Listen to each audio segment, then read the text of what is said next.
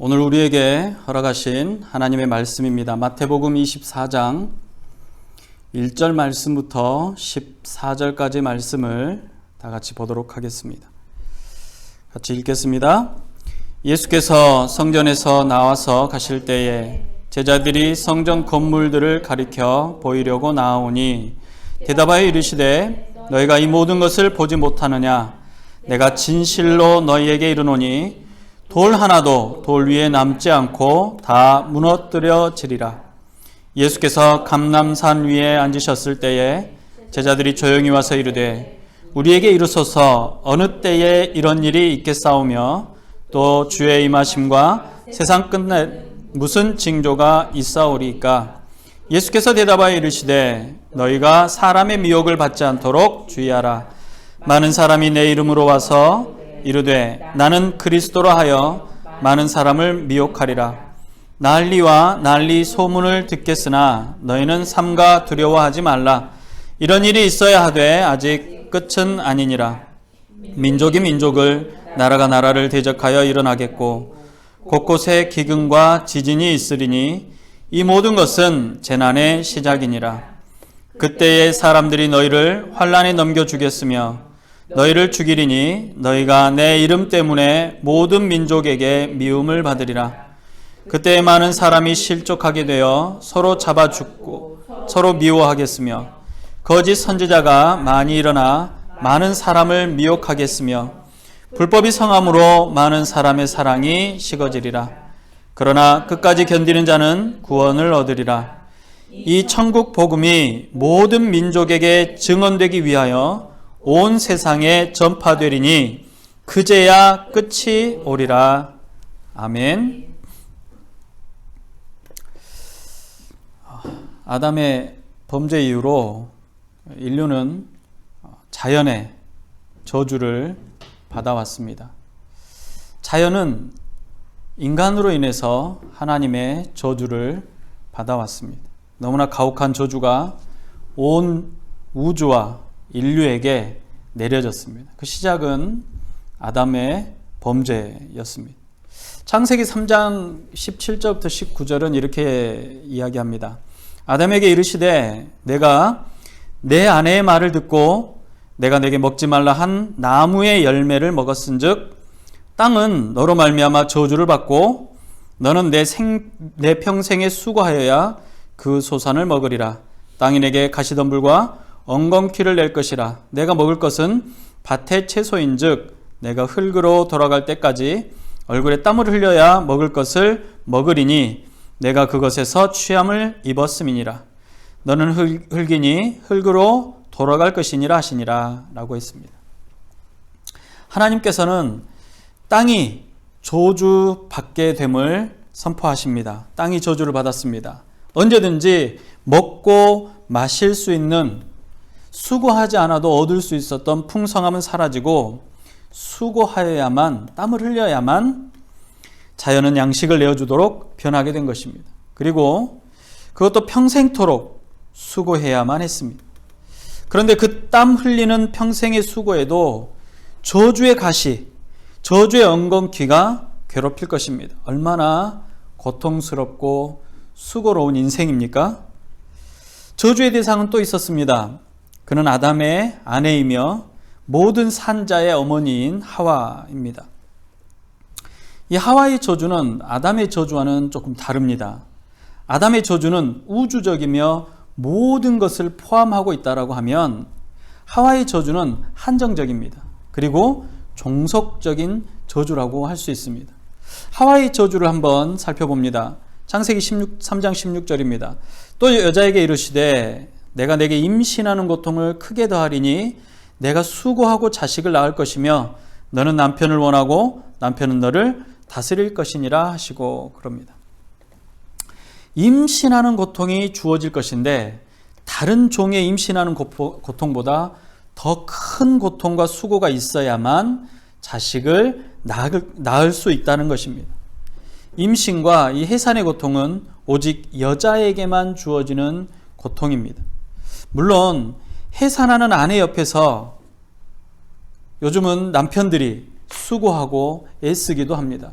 또는 수술실에서, 분만실에서 머리채를 잡히기도 하고 또 여러 가지 어렵다라고 하는 과정들을 함께 겪으려고도 합니다. 그러나 머리가 한 움큼 뽑히는 그 고통이 임신하는 고통이나 해산하는 고통과 어떻게 비교할 수가 있겠습니까? 이 해산하는 고통은 오롯이 여인의 몫이 되어진 것입니다. 시대가 변하고 과학이 발달해서 출산하는 중에 사망하는 산모와 아이들의 숫자가 현저하게 줄었습니다. 아무리 과학이 발달해도 변하지 않는 것이 있습니다. 사망률은 줄고 훨씬 더 잘 대처할 수 있게는 되었지만 여전히 산모의 고통이 없어지게는 할 수가 없다라는 것입니다. 통증을 줄이려는 시도가 끊임없이 있어져 왔고 연구되어지고 시도되어집니다. 그러나 결코 어떤 출산도 고통 없이 출산할 수는 없습니다. 아이가 엄마의 뱃속에서 나오려고 할 때 엄마는 아이가 세상으로 나갈 수 있도록 몸속의 모든 뼈들을 움직이기까지 한다고 합니다. 모든 뼈가 움직여서 벌려져야만 아이가 나온다고 하죠. 그래서 순산이라고 표현하는 것은 아이와 엄마가 건강하게 출산의 과정을 마쳤다라는 것일 뿐이지 결코 순탄하거나 고통이 없었다라고 말할 수는 없습니다. 요즘 출산을 앞둔 예비 부부들은 출산을 위한 교육을 받습니다. 태어나는 아이를 위해서 출산을 준비할 뿐만 아니라 임신과 출산의 모든 과정을 준비하도록 교육합니다. 자궁이 열리고 진통이 시작이 되어지면 제일 중요한 것이 호흡이라고 말합니다.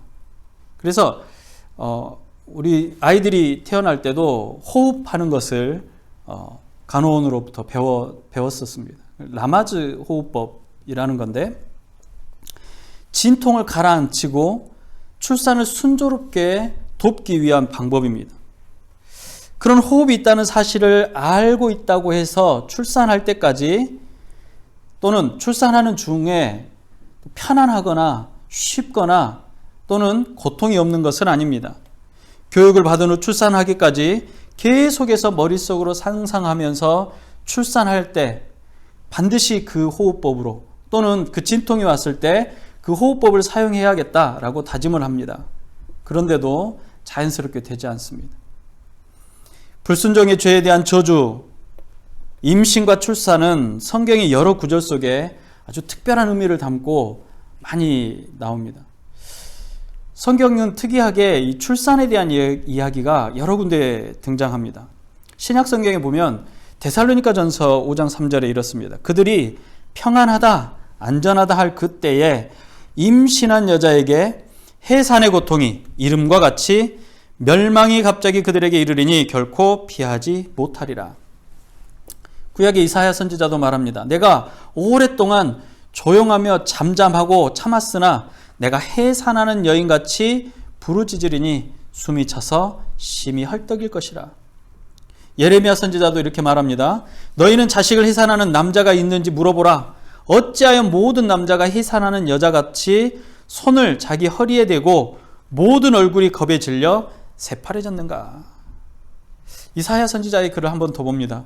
너희는 애곡할지어다. 여호와의 날이 가까웠으니 전능자에게서 멸망이 임할 것이미로다. 그러므로 모든 손의 힘이 풀리고 각 사람의 마음이 녹을 것이라. 그들이 놀라며 괴로움과 슬픔에 사로잡혀 해산이 임박한 여자같이 고통하며 서로 보고 놀라며 얼굴이 불꽃 같으리라. 하나같이 임신한 여자와 해산하는 고통을 이야기하고 있습니다. 그런데 이러한 이야기들은 전부가 마지막 때를 예언하는 말씀들입니다. 마지막 때의 고통과 두려움을 생각하고 준비하라는 말씀입니다. 성경에 나와 있는 모든 예언은 목적을 가지고 있습니다. 우리로 하여금 오늘을 잘 살아가도록 동기를 부여하는 것입니다. 미래에 이런 일이 일어날 것이니 다 포기하고 그 미래를 기다리면 된다가 아니라 미래에 이런 일들이 일어날 것이기 때문에 지금 우리가 잘 준비해야 한다라고 말합니다. 모든 예언들은 우리가 미래에 어떠한지 우리의 호기심을 충족시켜 주는 것이 아닙니다. 내가 20살 때 어떤 삶을 살아갈 것인지, 내가 30살 때 어떤 삶을 살아갈 것인지, 내가 40살에는 어떤 삶을 살아갈 것인지 늘 궁금하고 기대가 됩니다. 그러나 하나님의 예언은 그러한 것이 아닙니다. 또 점쟁이들이 하는 말처럼 몇 살에 어떤 일들이 일어날 거야 라고 하는 것도 마찬가지입니다. 그러한 것들이 우리에게 일어나지 않을 뿐만 아니라 그러한 일들이 일어난다고 할지라도 그것이 우리에게 주어졌기 때문이 아니라는 것입니다. 현재를 어떻게 살아가는가, 그것이 성경이 말하는 미래를 대비하는 하나님의 예언과 묵시를 대하는 자들의 가장 중요한 자세입니다.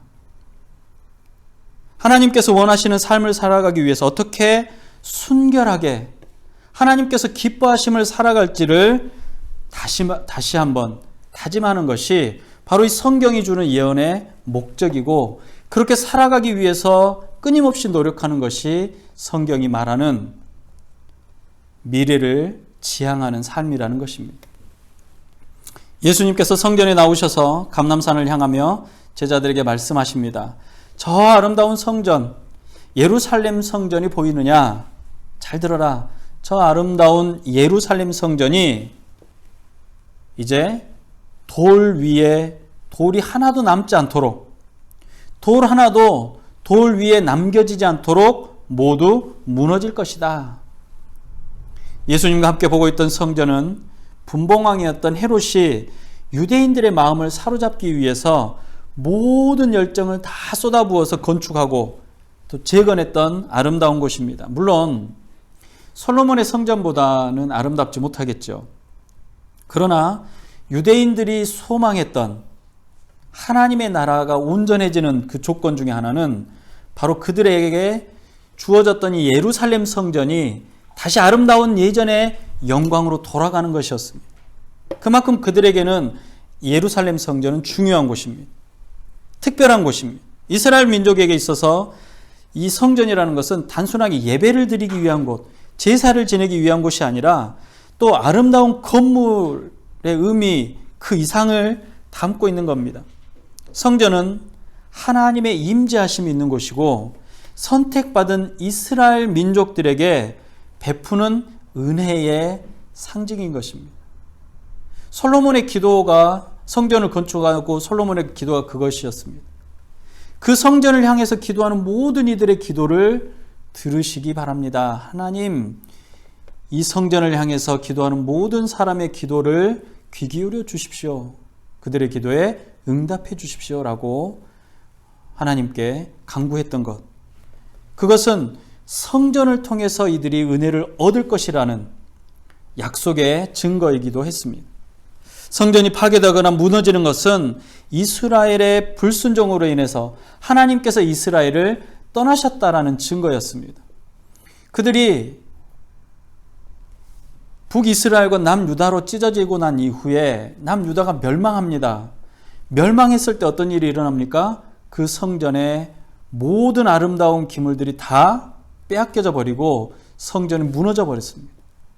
그리고 그 성전을 재건하기 위해 70년이 지난 뒤에 재건이 이루어집니다. 그리고 그 성전 또한 무너져 버립니다. 그리고 나서 새롭게 재건한 것이 바로 이 분봉왕 헤롯의 성전이었던 겁니다. 그래서 이스라엘 민족들은 성전이 무너졌다라고 하면 하나님이 그들과 함께하지 않고 하나님이 그들을 버리셨다라는 사실을 깨달았고 그것이 두려웠던 것입니다. 그런 성전이 무너질 것인데 얼마나 처참하게 무너질 것이냐면 돌 위에 돌 하나도 남지 않도록 완전히 무너져 버린다는 겁니다. 여러분, 건물이 무너지면 어때요? 그냥 완전히 납작하게 쫙 퍼져서 무너집니까? 그렇지 않습니다. 무너진 돌 위에 무너진 돌이 쌓이고 쌓이는 거죠. 그런데 예수님의 말씀은 쌓이는 것이 없이 전부 다 무너져 버린다는, 완전히 해체돼 버리고 흩어져 버린다는 것입니다. 하나님의 임재가 사라지고 선택받은 백성으로서의 은혜마저 사라지는 것을 말합니다. 이 이야기를 들은 제자들과 예수님을 따르던 사람들은 어쩌면 큰 충격에 빠졌을 것입니다. 차마 곧바로 물어볼 엄두조차 못 냈던 제자들이 감람산 위에 앉으신 예수님께 조용히 다가와 묻습니다. 먼저 성전이 언제 무너질지, 또 그 시기가 언제일지, 그리고 메시아이신 그리스도의 재림이 어떻게 오게 될지를 알 수 있는지, 마지막으로 이 세상의 끝이 어떻게 됨을 알 수 있는지를 물었습니다. 제자들은 이 성전의 멸망은 하나님의 마지막 심판이라고 생각했습니다. 이러한 일들은 세상의 끝날과 최후의 심판의 날에 이루어질 사건이라고 생각했습니다. 성전이 무너지는 것은 그 백성 이스라엘에게는 심판과도 같은 것이기 때문입니다. 그리고 이 끔찍하고 두려운 일들을 자신들은 겪고 싶지 않았던 것입니다. 그래서 궁금했습니다. 궁금함과 간절함을 담은 제자들의 질문에 예수님께서 말씀하시기 시작합니다. 본문의 4절입니다. 너희가 사람의 미혹을 받지 않도록 주의하라. 언제인지 물어보는 이 제자들에게 예수님께서는 사람들이 너희를 속일 것인데 속지 않도록 주의해라 라고 말합니다. 질문에 대답하기에 앞서서 제자들에게 주의를 주십니다. 앞으로 보게 될 일들에 대해서 조심하고 확신을 가지라고 하십니다. 잘못 알고 잘못 이해하면 전혀 다른 이야기가 되어지니 주의해야 하고 분명히 깨달아 알아야 한다라고 말씀합니다.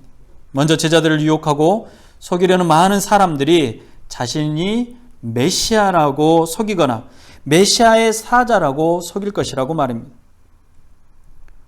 얼마나 많은 사람들이 자신이 메시아라고 합니까? 제가 기억이 지금은 분명하지 않습니다만 한 10여 년 전에 들었던 이야기입니다. 대한민국에 예수님이 64분이 계시다라는 이야기를 들었습니다. 대한민국은 정말 대단한 나라 아닙니까? 예수님이 한 분도 아니고 64분이나 계실 정도니까. 자칭 예수다, 내가 메시아다라고 하는 사람들이 어마어마하게 늘어난다는 것입니다. 그리고 메시아의 사자다, 내가 하나님의 사자다, 내가 그리스도라, 내가 성령이다 라고 하는 사람들은 또 얼마나 많습니까? 그들은 자신의 욕심을 채우기 위해서 사람들을 유혹하고 속이지만 그들의 속삭임은 얼마나 설득력이 있는지 모릅니다. 그래서 많은 사람들이 미혹해 될 것입니다. 가짜로 구별해내기 어렵기 때문에 제자들에게 주의하라고 또 살피라고 말합니다. 또 한 가지는 전쟁의 소식을 세상 끝의 징조로 여기는 일을 주의하라고 하십니다.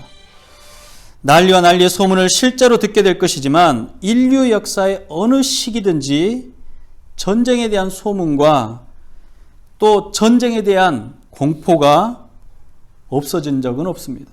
계속해서 일어나고 있는 일이고 지금도 현재도 세계 어느 곳에서는 전쟁의 일들이 또 서로를 죽이는 일들이 있고 있습니다. 큰 전쟁을 통해서 세상이 다 멸망하고 그때가 마지막 때라고 속이는 자들의 미혹을 주의하라고 말씀합니다. 이러한 일들이 반드시 올 것이지만 이것이 전부도 아니고 끝도 아니라는 말씀입니다. 세계 1차 대전이 있을 때, 2차 대전이 있을 때도 마찬가지입니다. 그리고 사람들은 또 이야기합니다. 한 번 더 전쟁이 있으면 지구가 멸망하게 될 것이다. 우리가 아는 수많은 이 SF 영화나 또 소설들을 보면 극단적인 표현들 얼마나 많습니까? 영화를 보십시오. 지구가 멸망하는데 수천 번 멸망을 합니다. 그 이유 중에 하나가 전쟁. 그 전쟁으로 인해서 지구가 황폐해지고 사람들이 살 수가 없게 되어진다는 것이죠. 그러나 이것이 전부가 아니고 그러나 이것이 끝이 아니라는 말씀입니다. 이 말씀을 하실 때 예수님께서는 제자들에게 한 번 더 주의하라고 말씀합니다. 또 한 번 더 주의하라고 말씀합니다. 계속해서 주의하라고 말씀합니다. 전쟁의 소문이 들려올 때마다 걱정이 빠지지 않도록 주의하고 그런 소문은 너희가 살아가는 세상에 항상 있을 것이기 때문에 소문이 들릴 때마다 속지 않도록 주의하라는 것입니다. 전쟁에 대해서 더 구체적으로 말씀합니다. 민족들과 나라들은 서로를 대적하고 끊임없이 갈등하며 전쟁하려고 할 것이고 거기에 기근과 지진이 일어날 것입니다. 유대인들은 전쟁과 기근과 지진 등 이러한 모든 자연재해는 또는 사람 간의 이 전쟁에 일어나는 이 어마어마한 피폐된 세상은 하나님의 심판이라는 사실을 너무나도 잘 알고 있었습니다. 그렇기 때문에 이러한 일들을 마지막 때의 징조로 볼 수 있는 것들이었습니다. 유대인들의 생각에는 불가항력적인 자연재해, 대처할 수 없는 환경, 전쟁과 같은 어마어마한 일들은 하나님의 심판이요 끝이라고 생각한 것입니다. 그런데 예수님께서는 이러한 일들이 일어난다고 할지라도 그것이 멸망의 때가 아니라고 말씀합니다. 전쟁이나 기근이나 지진 등과 같은 일들은 분명히 고통스럽고 두려움 그 자체입니다. 그러나 이러한 일들이 일어나는 것은 마지막을 말하는 것이 아니라 재난의 시작이라는 것입니다. 한글 성경에는 재난이라고 표현이 되어 있지만 영어 성경에는 출산 전에 느끼는 고통, 산통을 말하는 또 진통을 말하는 단어 사용되어집니다. 재난의 시작이라는 말은 전쟁이나 기근 그리고 지진과 같은 자연재해들이 종말의 현상들과 어떤 연결고리가 있다라는 표현입니다. 그렇지만 그렇다고 해서 반드시 그것으로 인해서 종말이 오는 것이 아니라 종말의 때가 되어지는 것이 아니라는 것입니다. 마치 산모가 아이를 낳기 전에 진통하는 것과 같은 그런 말입니다. 예수님께서는 세상에 종말이 오게 되면 모든 인류에게 엄청난 고통이 오게 될 것을 말씀합니다. 전쟁이 와도 예수 믿는 사람들은 안전할 것이다, 여유로울 것이다, 평안할 것이다 라고 말하는 것이 아니라 자연재해가 오면 예수 믿는 사람들은 안전할 것이고 하나님께서 예수 믿는 사람들만 보호할 것이다, 이것이 아니라 이러한 일들이 일어나는 모든 과정이 고통스러울 것이다 라는 것입니다. 이런 슬픔과 고통은 어느 한 시대나 어떤 시작의 점에서 일어나는 일이 아니라 인류의 모든 역사 속에서 끊임없이 일어나고 일어날 일들입니다. 출산의 과정에서처럼 예수님께서 영광 가운데 다시 오시는 그날까지 그 고통의 주기와 강도가 진통이 오는 것처럼 점점 더 강해질 것이라는 겁니다. 그래서 그 고통을 고통이라고 표현하지 않고 진통이라고 표현합니다. 여러분 지금 생각해 보십시오. 자연재해가 점점 더 강력해집니다. 역대급이라는 말들이 계속해서 붙습니다. 사상 최대라는 말이 계속해서 붙습니다. 한 번도 경험해 보지 못한 이란 말들이 계속해서 붙습니다. 유럽에 패스트가 돌았을 때 어마어마한 사람들이 죽었습니다. 그런데 그보다 더 많은 사람들이 한 번에 지금은 죽고 있습니다. 하루에도 전 세계가 지금 사망하는 사람이 하루만 해도 몇만 명씩 사망을 합니다. 지금 우리는 그런 시대를 살아가고 있습니다. 출산이라는 것, 여성의 삶 가운데 가장 두렵고 고통스럽습니다. 그러나 동시에 가장 큰 기쁨이며 큰 영광을 경험하게 되는 시간이기도 합니다. 그 경험은 놀라운 결과를 가져옵니다. 소중하고 아름답고 가장 귀중한 존재의 탄생을 동반하기 때문입니다. 예수님께서 진통의 시작이라고 말씀하신 이유는 하나님의 심판이 끝이 아니고 그 진통과 진통이 끝나는 순간 진통의, 고통의, 슬픔의, 두려움의 너머에 영광스러운 메시아 예수 그리스도의 재림을 보게 될 것이라는 말씀입니다. 오늘 본문의 9절부터 13절까지 다시 한번 천천히 보시기 바랍니다. 그때에 사람들이 너희를 환난에 넘겨 주겠으며 너희를 죽이리니 너희가 내 이름 때문에 모든 민족에게 미움을 받으리라. 그때에 많은 사람이 실족하게 되어 서로 잡아주고 서로 미워하겠으며 거짓 선지자가 많이 일어나 많은 사람을 미혹하겠으며 불법이 성함으로 많은 사람의 사랑이 식어지리라. 그러나 끝까지 견디는 자는 구원을 얻으리라.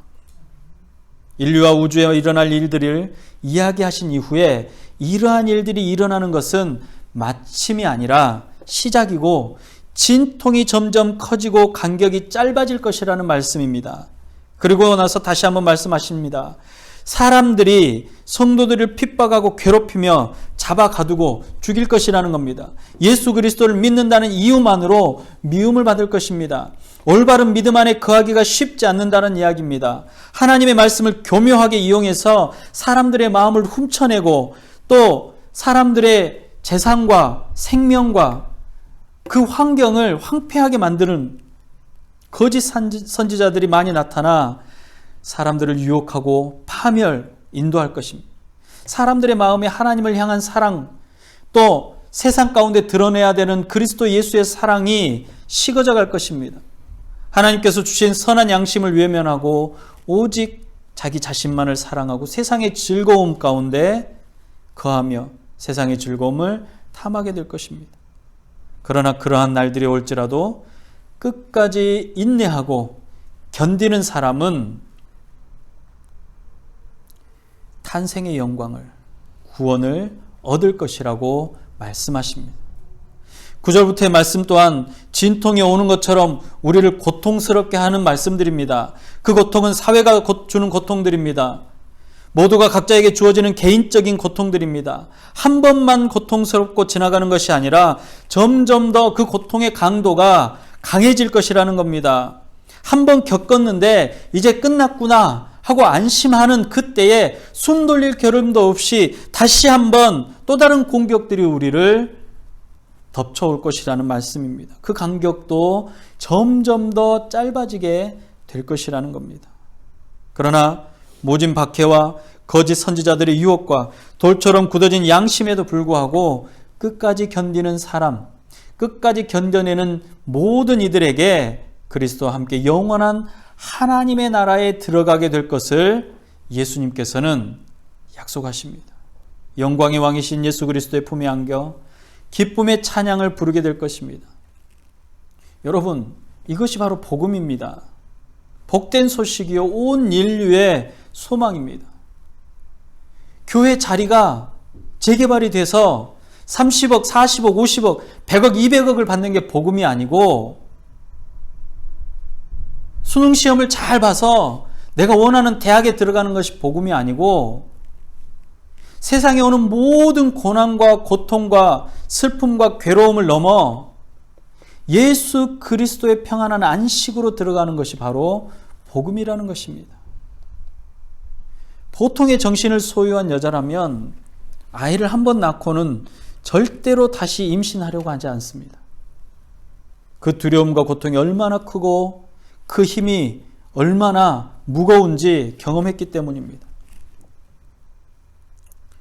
그러나 감사한 것은 많은 여인들이 첫 아이를 낳고도 이내 둘째 아이를 갖고는 합니다. 그 이유가 무엇입니까? 생명의 탄생을 경험하고 그 신비로운 은혜의 기쁨을 알고 있기 때문입니다. 그 고통스러운 순간을 몸으로 받아 감내하고 뼈가 흩어지는 고통을 인내하고 얻어지는 생명의 탄생, 그 영광스러운 순간을 기억하고 있기 때문입니다. 예루살렘 성전은 예수님께서 이 예언을 하신 이후에 70년경에 로마의 군인들에 의해서 철저하게 무너지고 파괴되어집니다. 얼마나 심하게 파괴됐는지 지성소의 위치를 찾기 위해서 많은 노력과 연구와 탐사를 했음에도 지금까지도 성전의 지성소를 정확한 위치를 파악하지 못한다고 합니다. 여러분, 주변을 한번 돌아보시기 바랍니다. 전쟁과 난리 소문들이 지진과 기근과 같은 자연재해들이 얼마나 크고 강력하게 일어나는지 말입니다. 독일에 지금 코로나가 하루 평균 2만 명이 넘습니다. 확진자가. 사망자가 유럽이 계속 늘어나고 있습니다. 미국은 사망자만 해도 그 모든 전쟁에 사망했던 사망자보다 더 많은 사망자들이 났답니다. 어마어마한 일입니다.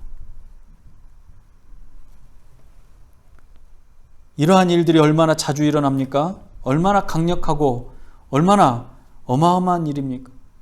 그 강도와 시간들 또 얼마나 자주 일어납니까? 그리스도인으로 성도로 살아가는 게 점점 더 어려워지고 순결을 지키기가 얼마나 더 힘들어졌는지 한번 살펴보시기 바랍니다.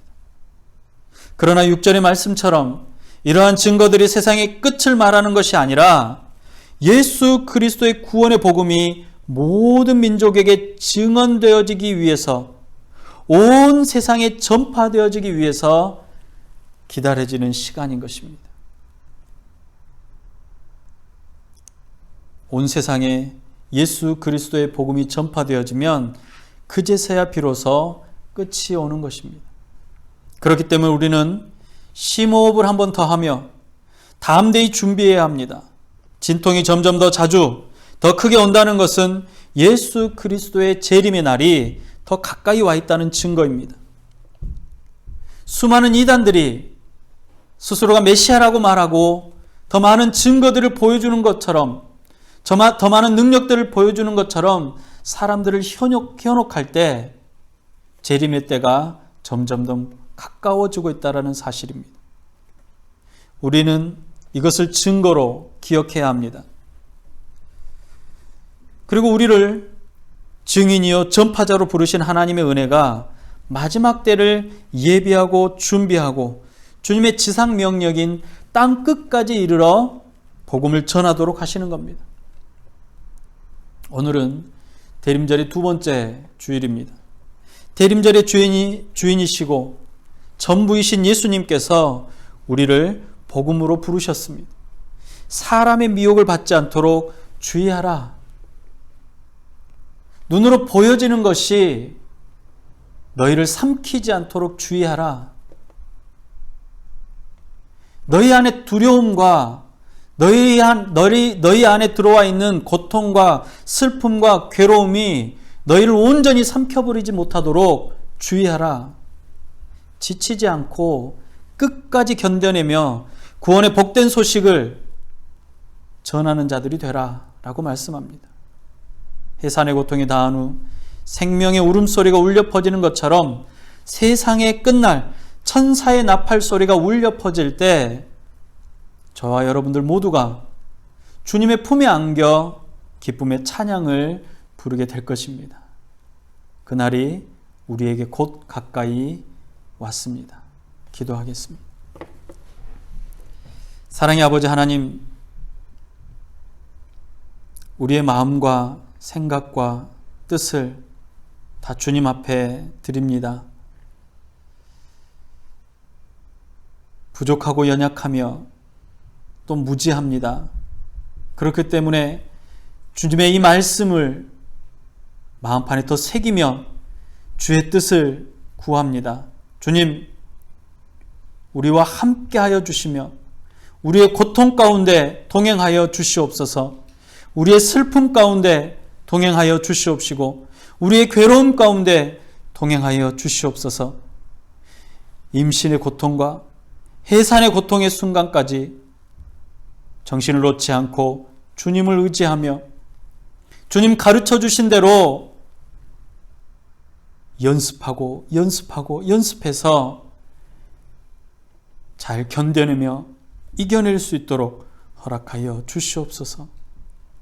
탄생의 순간 생명의 기쁨의 울음소리를 듣는 것처럼 저 천국에서 울려 퍼지는 천사들의 나팔 소리를 들으며 주님 앞에 서게 하여 주시옵시고 주의 품 안에 안기게 하여 주시옵시며 영원한 생명 가운데 있게 허락하여 주시옵소서.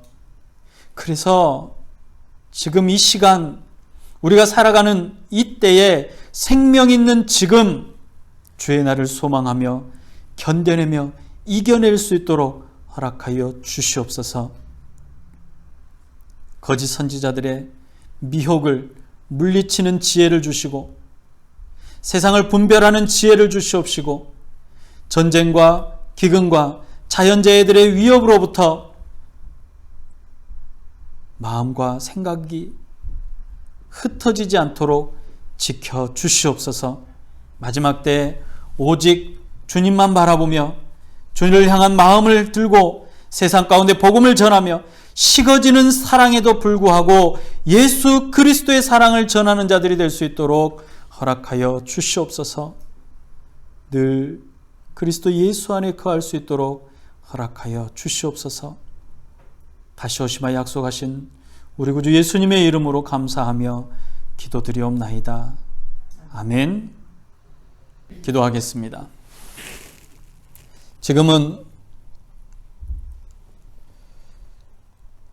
모든 천사들의 나팔 소리와 함께 이 땅에 재림주로 오시는 우리 구주 예수 그리스도의 은혜와 하나님 아버지의 무한하신 사랑하심과 성령님의 감화, 감동, 위로, 교통 충만케 하시는 은혜가 마지막 때를 살아가며 주님의 말씀처럼 주의하고 주의하며 주의해서 주님 오시는 그날까지 흔들리지 않는 믿음으로, 주님 오시는 그날까지 변하지 않는 믿음으로, 주님 만나는 그날까지 지치지 않고 잘 견뎌내는 믿음으로 그리스도 앞에 서기를 원하는 주의 모든 백성들의 머리 위에와 각 가정들 위에, 또 어려운 시대를 살아가는 모든 이들 위에 이제로부터 영원토록 함께 있을지어다. 아멘.